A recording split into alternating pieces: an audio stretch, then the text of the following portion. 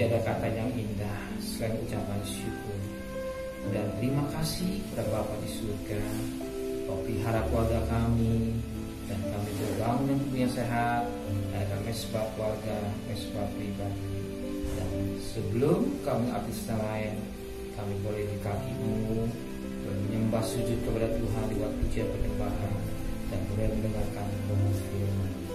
Tapi hamba-Mu, urapi kami dan urapi hamba. Roh Kudus, lembutkan hati kami sehingga butir firman-Mu menjadi jawaban kekuatan kami. Haleluya. Shalom, selamat pagi, selamat bertemu dalam kasih Tuhan Yesus Kristus. Hari kita akan membaca Amsal pasal 17 ayat pertama sampai ayat 28. Tapi saya bagi 2 hari 2 kali ya. Dari ayat pertama sampai ayat yang ke-14 dan besok kita lanjutkan ayat 15 sampai ayat 28. Amsal pasal 17 ayat pertama sampai 14. Lebih baik sekerat roti yang kering disertai dengan ketentraman daripada makanan daging semua disertai dengan perbantahan. Budak yang berakal budi akan berpuasa atau anak yang membuat malu dan akan mendapat bagian warisan bersama-sama dengan saudara-saudara anak. Kuih adalah untuk melebur perak dan perapian untuk melebur emas. Tetapi Tuhanlah yang menguji hati. Orang yang berbuat jahat memperhatikan bibir jahat. Seorang pendusta memberi telinganya pada lidah yang mencelakai. Siapa mengolok-olok orang miskin menghina penciptanya. Siapa gembira karena suatu kecelakaan tidak akan luput daripada hukuman. Mahkota orang-orang tua adalah anak cucu, dan kehormatan anak-anak ialah nenek moyang mereka. Orang bebal tidak layak mengucapkan kata-kata yang bagus, apalagi orang mulia mengucapkan kata-kata dusta. Hadiah suapan adalah seperti mestika di mata yang memberinya. Kemana juga yang memarikan bukan ia beruntung. Siapa menutupi pelanggaran mengejar kasih, tetapi siapa membangkit-bangkit perkara menceraikan sahabat yang karib. Suatu hadikan lebih masuk pada orang berpengertian daripada 100 pukulan pada orang bebal. Orang durhaka hanya mencari kejahatan, tetapi terhadap dia akan disuruh utusan yang kejam. Lebih baik berjumpa dengan beruang betina yang hilang anak daripada orang yang begal dengan kebodohan. Siapa membalas kebaikan dengan kejahatan, kejahatan tidak akan menghindar dari. Ayat 14. Memulai pertengkaran adalah seperti membuka jalan air. Jadi undurlah sebelum perbantahan mulai.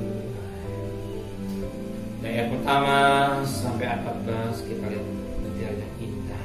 Tapi kita ambil satu ayat buat kita pagi ini pada ayat yang ke-6. Mahkota orang-orang tua adalah anak cucu, dan kehormatan anak-anak ialah nenek moyang mereka. Firman Tuhan berkata, kalau kemarin mahkota orang benar, mahkota orang dikatakan mahkota yang indah itu rambut putih. Tetapi hari ini mahkota orang tua adalah anak cucu. Kenapa Alkitab menulis mahkota orang-orang tua adalah anak cucu? Mungkin saudara hari sudah tua, apa belum tua, atau belum punya cucu. Justru dulu saya belum mengerti sebelum punya cucu. Seorang berkata, nanti kau punya cucu, kau rasakan bedanya. Saya cuek. Tapi setelah saya rasakan punya cucu, betul. kakek atau nenek lebih sayang kepada cucunya. Kenapa?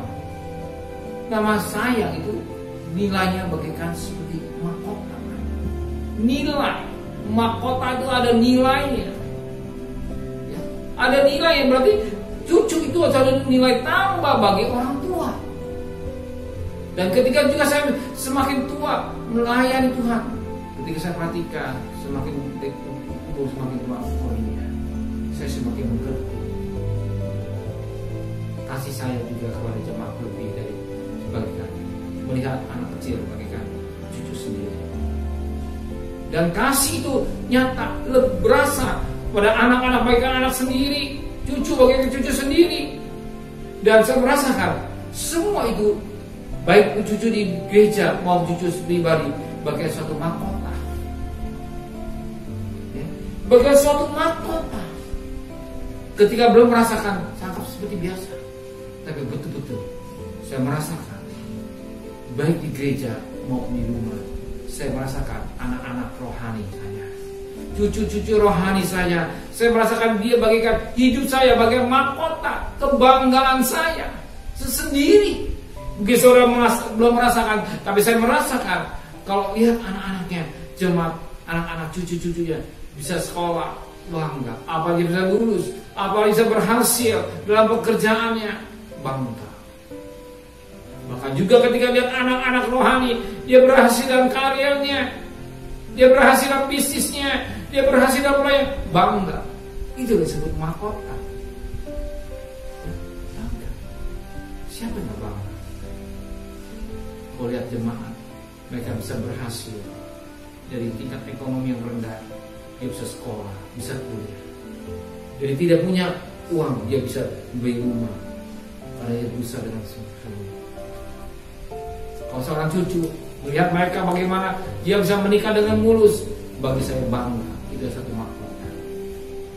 Juga dalam rumah tangga, oleh anak-anak bahagia, dan saya senang. Saya punya anak dua, laki dan perempuan. Dan saya duanya sudah menikah. Dia punya anak dua. Terus katakanlah saya punya cucu. Dan saya merasakan anak saya, anak yang mengasihi saya, anak yang mencintai saya, dan saya merasakan cinta saya kepada anak, bahkan cinta saya kepada cucu. Sekalipun mereka berumah tangga masing-masing, sudah keluar dari rumah saya ingin selalu bertemu cucu.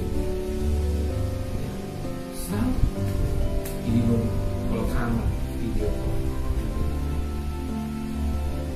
Apalagi waktu pandemi, saya bisa selalu berkumpul, setiap minggu berkumpul, bisa menikmati bersama cucu, bersama anak.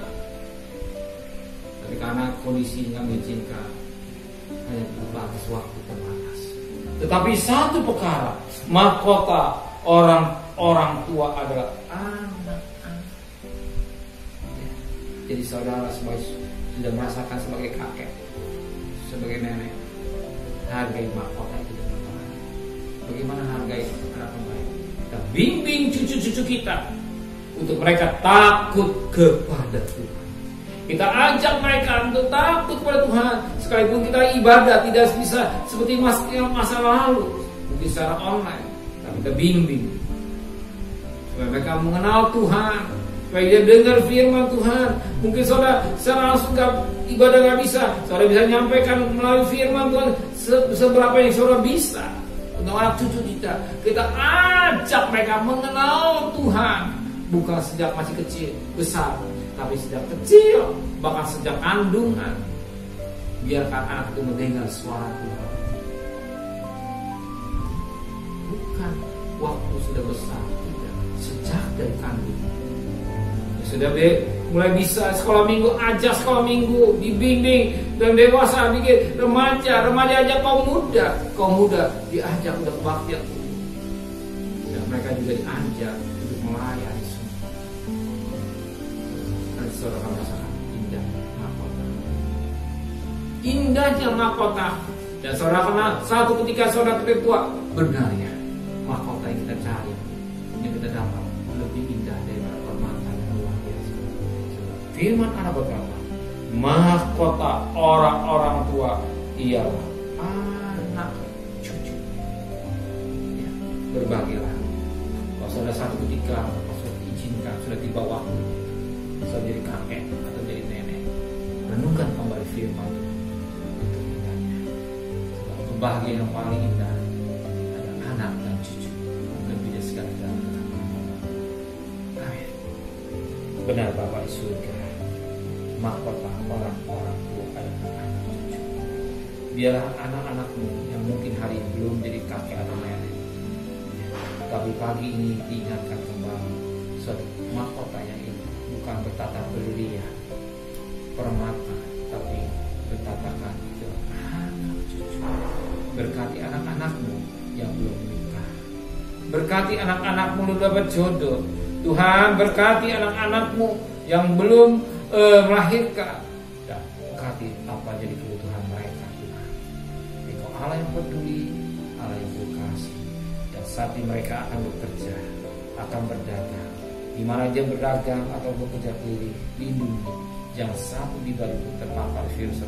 Jaga Tuhan, bungkus dengan kuasa darahmu sore atau siang dia pulang dengan keluarganya, keluarga yang tidak ada sampai dia klaster keluarga. Kau lindungi, bungkus mereka kuasa darah Yesus. Kami hanya mengadakan kuasa darah-Mu. Kami tidak mengadakan kepandaian, kepintaran, hanya kuasa darah Yesus. Oh, darah Yesus yang boleh tertampar dan ambang dan jenang pintu keluarga mereka semua. Terima kasih Bapa di surga, dan besok pagi mereka bisa adakan mesbah keluarga kembali.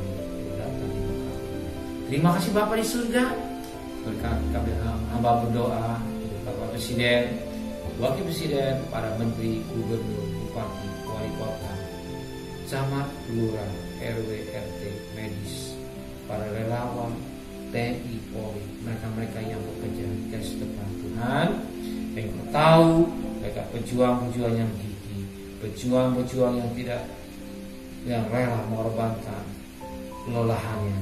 Ya sudah cukup lelah Tuhan, beri kekuatan Tuhan dari surga, beri kekuatan kemenangan Tuhan dalam menghadapi virus corona.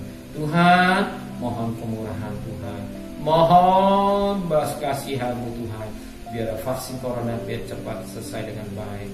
Dan kami mohon Tuhan, bagi Engkau terlalu mudah, Engkau buang ke laut, hanya belas kasihan saja. Kami tidak memaksa Engkau, hanya belas Tuhan kasihan. Terima kasih Bapak, terima kasih Tuhan. Tuhan, tapi kami mohonkan turunkan berkat. Kira berkat dari Allah Bapa, cinta kasih sayang dari Tuhan Yesus Kristus, dan berkat Roh Kudus di atas saudara hari ini sampai maranatha. Tuhan Yesus datang yang cinta kita. Amin.